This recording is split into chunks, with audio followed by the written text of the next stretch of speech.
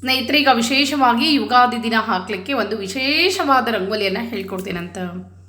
ಈ ರಂಗೋಲಿ ಸಮೃದ್ಧಿ ಮತ್ತು ಶುಭ ಸೂಚಕವಾಗಿರುವಂಥ ರಂಗೋಲಿಯನ್ನು ನೀವು ಅಂಗಳದಲ್ಲಿ ಹಾಕ್ಬೋದು. ಅಂಗಳದಲ್ಲಿ ಜಾಗ ಇಲ್ಲ ಅಂದರೆ ಹಾಲ್ನಲ್ಲಿ ಕೂಡ ಹಾಕ್ಬೋದು. ವಿಶೇಷವಾಗಿರುವಂಥ ಈ ರಂಗೋಲಿಯನ್ನು ಯಾವ ರೀತಿ ಹಾಕಬೇಕು?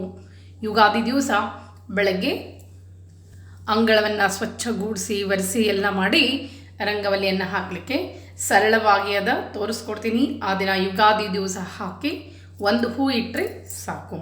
ಬರ್ರಿ ಹೆಂಗೆ ಹಾಕೋದು ಅಂತ ತೋರಿಸ್ಕೊಡ್ತೀನಿ. ಬಹಳನೇ ಸರಳದ. ಮೊದಲೇದಾಗಿ ಒಂದು ಸರ್ಕಲನ್ನು ಮಧ್ಯದಲ್ಲಿ ಹಾಕ್ಕೊಳ್ಬೇಕು.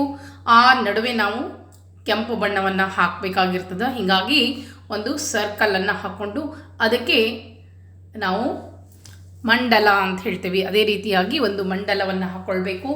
ಅದರ ನಂತರ ಅಷ್ಟೇ ಸ್ವಲ್ಪ ಅಂತರದಲ್ಲಿ ಮತ್ತೂ ಒಂದು ಮಂಡಲವನ್ನು ಹಾಕ್ಕೊಳ್ಬೇಕು. ಈ ರೀತಿಯಾಗಿ ಜೋಡು ಮಂಡಲವನ್ನು ಹಾಕ್ಕೊಂಡು ಈ ಎರಡು ಮಧ್ಯ ಸ್ವಲ್ಪ ಜಾಗ ಇರಬೇಕು, ಬಹಳಷ್ಟು ಅಂತರ ಇರಬಾರ್ದು. ಈ ರೀತಿಯಾಗಿ ಜೋಡು ಮಂಡಲವನ್ನು ಹಾಕ್ಕೊಳ್ಬೇಕು. ಹಾಕ್ಕೊಂಡು ಈಗ ಅದಕ್ಕೆ ನಾನು 10 ಗೆರೆಗಳನ್ನು ಅಂದರೆ 10 ರೇಖೆಗಳನ್ನು ಎಳಿತಾ ಇದ್ದೀನಿ. ಒಟ್ಟು 10 ಗೆರೆಗಳನ್ನು ನೀಟಾಗಿ ಅಂತರವನ್ನು ನೋಡಿಕೊಂಡು ಎಳೆಬೇಕು. ಈ ರೀತಿಯಾಗಿ 10 ಗೆರೆಗಳನ್ನು ಎಳ್ಕೊಂಡಾಗ ಈ ರೀತಿ ಕಾಣಿಸ್ತದೆ. ಈಗ 10 ಗೆರೆಗಳನ್ನು ನಾವು ಕಮಲದ ರೀತಿಯಲ್ಲಿ, ಅಂದರೆ ಕಮಲದ ದಳ ಯಾವ ರೀತಿ ಇರ್ತದೆ ಆ ರೀತಿಯಾಗಿ ನಾವು ಕೂಡಿಸ್ತಾ ಹೋಗಬೇಕು. ಅಂದರೆ ಹೂವಿನ ಆಕಾರದಲ್ಲಿ ಈ ಗೆರೆಗಳನ್ನು ಕೂಡಿಸ್ತಾ ಹೋಗಬೇಕು. ಈ ಅಷ್ಟೂ ಗೆರೆಗಳನ್ನು ನಾವು ಕೂಡಿಸಿದಾಗ ನಮಗೆ ಈ ರೀತಿ ಕಾಣಿಸ್ಲಿಕ್ಕೆ ಶುರುವಾಗ್ತದೆ. ಈ ರೀತಿ ಗೆರೆಯನ್ನು ಎಲ್ಲವನ್ನು ನಾವು ಕೂಡಿಸ್ಕೊಂಡ್ಮೇಲೆ ಈಗ ಮಧ್ಯದಲ್ಲಿ ಮತ್ತೊಂದು ಜೋಡು ಗೆರೆಗಳನ್ನು ಎಳೆದು ಅಲ್ಲಿ ಕೂಡಿಸ್ತಾ ಹೋಗಬೇಕು. ಇದೇ ರೀತಿಯಾಗಿ ಅಷ್ಟೂ ದಳದಲ್ಲೂ ಕೂಡ ಇದೇ ರೀತಿಯಾಗಿ ನಾವು ಕೂಡಿಸ್ತಾ ಹೋಗಬೇಕು.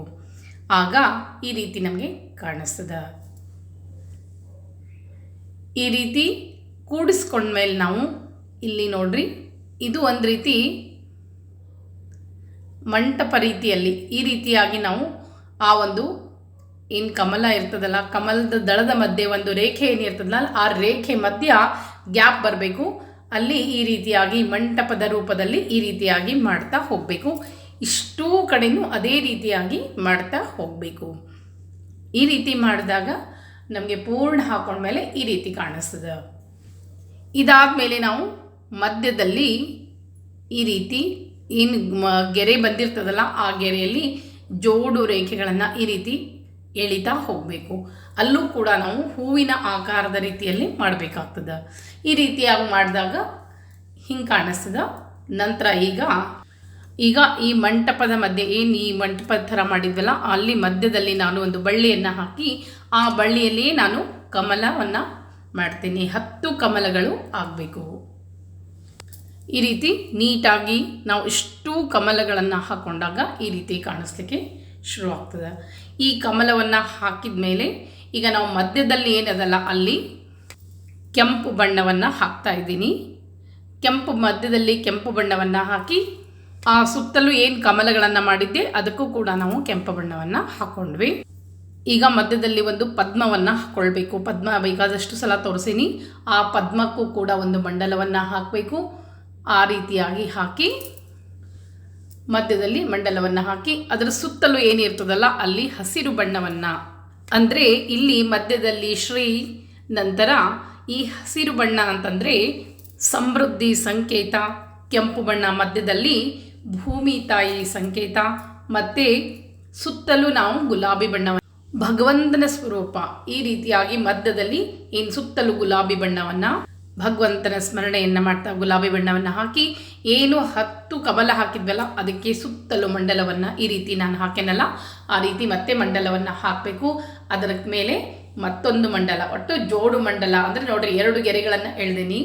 ಆ ರೀತಿ ಹಾಕಿ ಆ ಮಧ್ಯದಲ್ಲಿ ಹೂವಿನ ಪಕಳಿ ಥರ ಮಾಡಿ ಮತ್ತೆ ಶಂಖದ ರೀತಿಯಲ್ಲಿ ಪೂರ್ಣ ಸುತ್ತಲೂ 10 ಶಂಖಗಳ ರೀತಿಯಲ್ಲಿ ಹಾಕ್ಕೊಳ್ತಾ ಹೋಗಬೇಕು.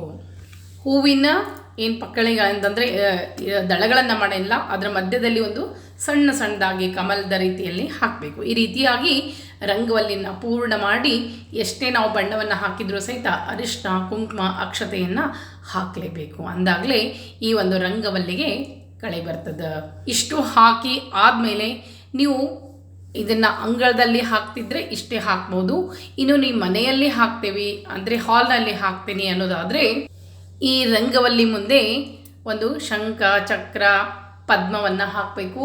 ಆಕಳ ಕರು ಹಾಕ್ಬೋದು, ಜಾಗ ಇಲ್ಲ ಅಂದರೆ ಆಕಳ ಪಾದವನ್ನು ಹಾಕಬೇಕು, ಸ್ವಸ್ತಿಕ ಹಾಕಬೇಕು. ಶ್ರೀಕೃಷ್ಣ ಮಧ್ಯದಲ್ಲಿ ಏನು ಮಧ್ಯ ವೃತ್ತ ಮಾಡಿದ್ವಲ್ಲ, ಮಂಡಲ ಮಾಡವಲ್ಲ, ಅಲ್ಲಿ ಮಧ್ಯದಲ್ಲಿ ಅಲ್ಲಿ ಒಂದು ಶ್ರೀಕೃಷ್ಣ ಮೂರ್ತಿ ಇದ್ದರೆ ಇಟ್ಟು ಅದಕ್ಕೆ ಅರಿಶಿನ ಕುಂಕುಮ ಅಕ್ಷತೆಯನ್ನು ಇರಿಸಿ ಒಂದು ತುಳಸಿ ದಳವನ್ನು ಇರಿಸಿ ಬೇಕಂದರೆ ಒಂದು ದೀಪವನ್ನು ಹಚ್ಚಿಡಬೇಕು.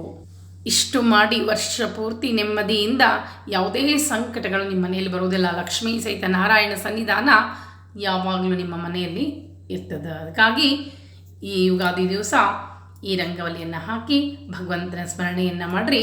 ದೇವರ ಮುಂದೆ ಹಾಕಲಿಕ್ಕೆ ವಿಶೇಷವಾಗಿರುವಂಥ ಒಂದು ಮಂಡಲ ಅದ. ಅದನ್ನು ಮುಂದಿನ ವಿಡಿಯೋದಲ್ಲಿ ತಿಳಿಸ್ಕೊಡ್ತೀನಿ. ಮತ್ತೆ ಮುಂದಿನ ವಿಡಿಯೋದಲ್ಲಿ ಸಿಗ್ತೀನಿ. ನಮಸ್ಕಾರ.